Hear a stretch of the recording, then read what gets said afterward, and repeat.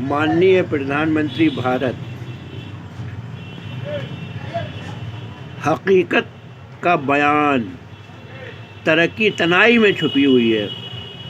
यदि देश को विकसित राष्ट्र की श्रेणी में लाना है तो योजनाओं को जिम्मेदार प्रधानमंत्री, मुख्यमंत्री को तथा जिम्मेदारों और योजनाओं से संबंधित प्रतिभाओं को गंभीरता से विचार विमर्श कर लागू करें।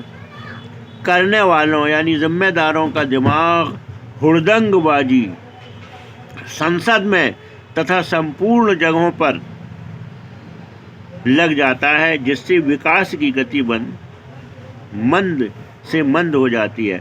आज़ादी से आज तक सैकड़ों मिसालें मौजूद हैं और हर क्षेत्र के यानी प्रचार रूप में ठिए तक वोट रूपी मुद्दों की भेंट चढ़ जाते हैं और अपने अधिकार कर्तव्य को भूलकर भाषण की स्वतंत्रता पर बलि चढ़ा देते हैं। योजना पहला, औरैया विकसित हिंद का मॉडल नंबर 1।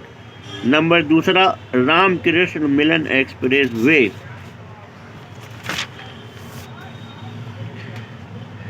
राज्यों के मुख्यमंत्री भी संघीय शासन तथा से वैधानिक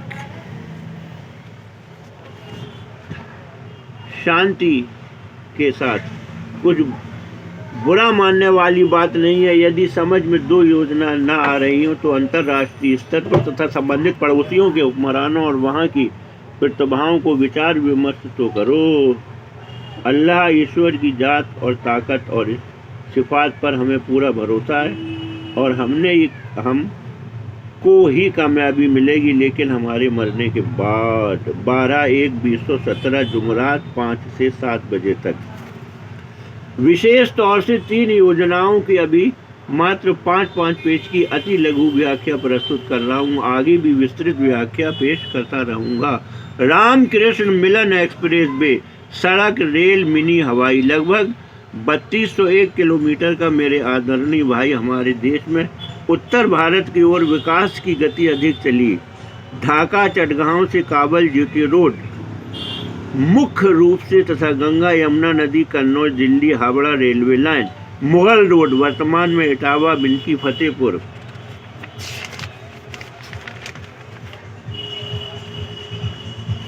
सबके सब पश्चिम से पूरब की ओर है और विकास का मुख्य आकर्षण काबुल, कंधार, लाहौर, अमृतसर, पानीपत, दिल्ली, कन्नौज, पलासी होते हुए कलकत्ता, ढाका तक रहे। इसी और युद्ध और सत्ता प्राप्ति तथा बेदखली चंद्रगुप्त मौर्य से लेकर राजा हर्षवर्धन, ब्रिटिश और आज तक चली आ रही है।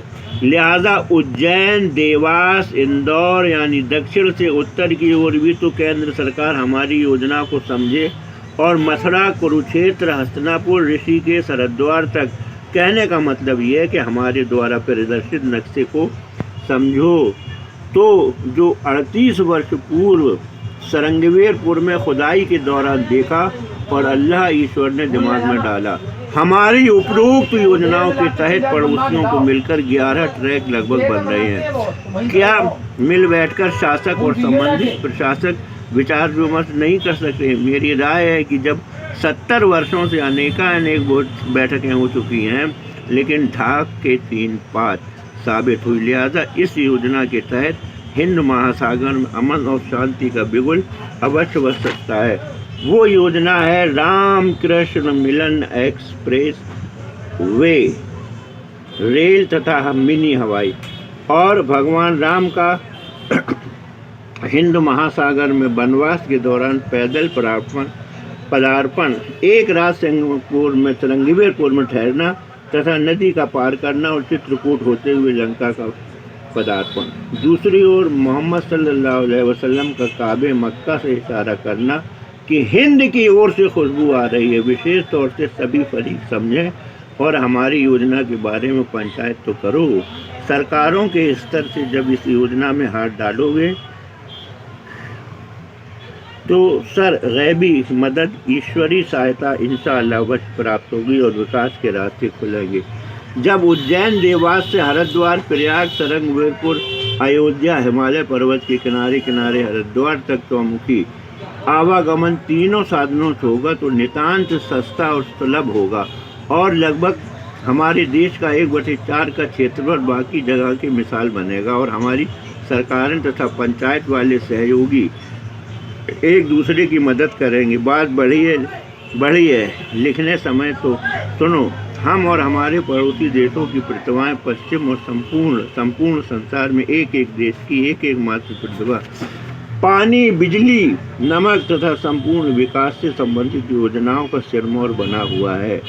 भारतीय तथा पड़ोसी देशों की प्रतिभाएं, जब आपका सहयोग व प्रोत्साहन उन प्रतिभाओं को मिलेगा तो वो बुजुर्ग और उनकी औलादें अपने मादरी वतन अवश्य आकर विकास की योजनाओं में सहयोग देकर अमन, शांति और चौमुखी विकास कर उपरोक्त योजना में 4 चांद लगाएंगे।